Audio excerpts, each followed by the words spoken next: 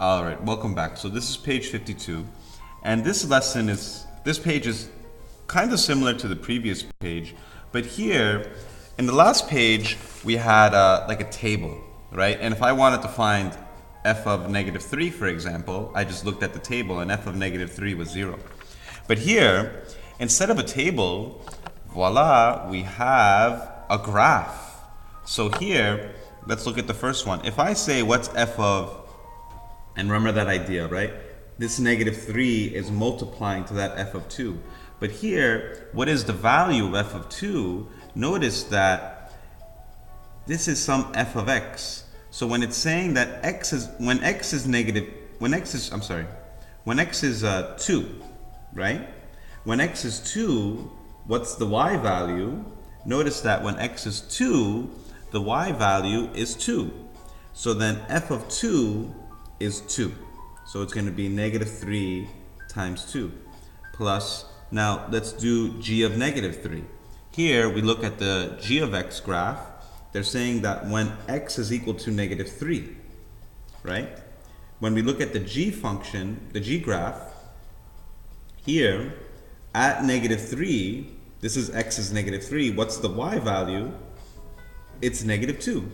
So g of negative 3 is equal to negative 2. Okay, so then now we have negative 6 plus negative 2, which is equal to negative 8.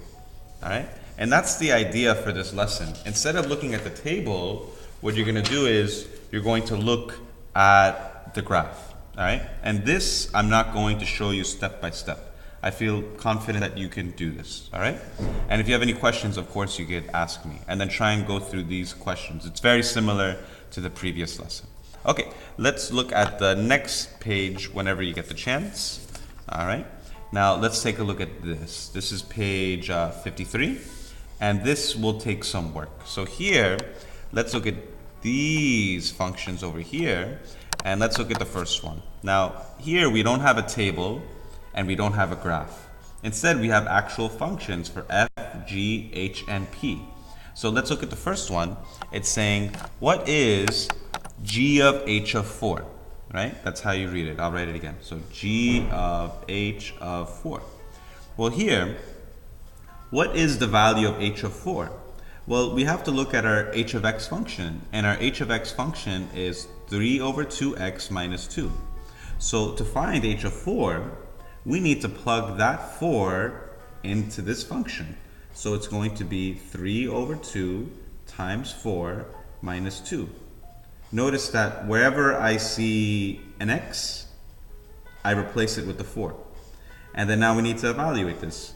3 over 2 times 4 minus 2. And then don't forget how to multiply a fraction to a whole number. I just put this over 1, and I say what's 3 times 4? It's 12. 2 times 1 is 2. 12 divided by 2 is 6. And then remember that minus 2 still comes down. So it's equal to 4. So we get that h of 4, I'll just write it over here, h of 4 is equal to 4. But remember that idea of what are we trying to find? We're trying to find g of h of 4. So then this becomes g of 4, because h of 4 is 4. So remember, it's that idea of inside to outside from that previous lesson. Okay? So now what's g of 4? Well, we need to now plug in this 4 into the g function. And where is the g function? It's right here. It's 1 minus 2x.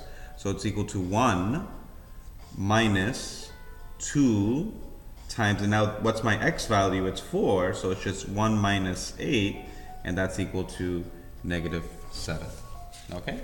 So that one's negative 7. What I want you to do is, now that you have this general idea, try and find the others. Okay? For this part over here, I'll do one example of each of these. So we'll do one example of this and one example of this. So here, we have new functions, right? Now we have f of x and g of x. And these are the polynomials, these are the equations that represent them. So now it says find an expression for f of x plus 3. So notice that f of x is 2x squared minus x plus 3. So now if I want to find f of x plus 3, what I do is, anywhere I see the x, I'm going to put x plus 3. So you just substitute this x plus 3 anywhere you see the x for that f function. So now this becomes f of x plus 3 equals, notice that I'm following this function right here.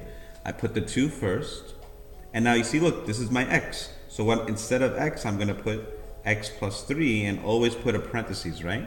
And then what do I need to do next? I need to square it minus, I have an x here, so now I put parentheses x plus 3 plus 3. And I have to show that plus 3 here. And what I want you to do is, you have to simplify this. You know, how would you do this? You need to do x plus 3 squared first, right? So that's 2 times x squared plus 6x plus 9 minus x minus 3 plus 3. And I know I did that very, very fast. But just notice that, you know, we're in calculus. By now, if I say what's x plus 3 squared, we should know that this is x plus 3 times x plus 3, and you have to FOIL it, and when you FOIL it, you do get this, okay? I'm not going to review that with you. You are grown-ups, you are big boys and big girls. So here, and then what did I do over here? I just distributed the negative. And then you just gotta keep going. So then, now distribute this 2, it's 2x squared plus 12x plus 18 minus x minus 3. Well, this minus 3 plus 3 cancels, right? So now, let's see, this minus x over here just becomes 2x squared plus 11x plus 18. And then that's it. Okay? And then you have that same idea for this one, but it's a little bit of work. Now this question over here, this is kind of like the introduction to finding the derivative, is this difference of quotient, this formula over here. So what I'll do is I'll do one example with you. Here, we need to find g of x plus h minus g of x. Now let's take a look at this. Do we have g of x? Yes, we do have g of x. G of x is this function over here. Okay, and then what I could do is, we'll just highlight this, right? This is g of x. We have g of x, but what we need to do is we need to find g of x plus h. So what's g of x plus h? Well, what's the idea? Wherever I see x into this g of x function, I'm going to substitute x plus h. So then that's equal to, just following this, it's 5 minus 2 times x plus h minus 3. Right? Because that's what you see where that x was, I just substituted for an x plus h.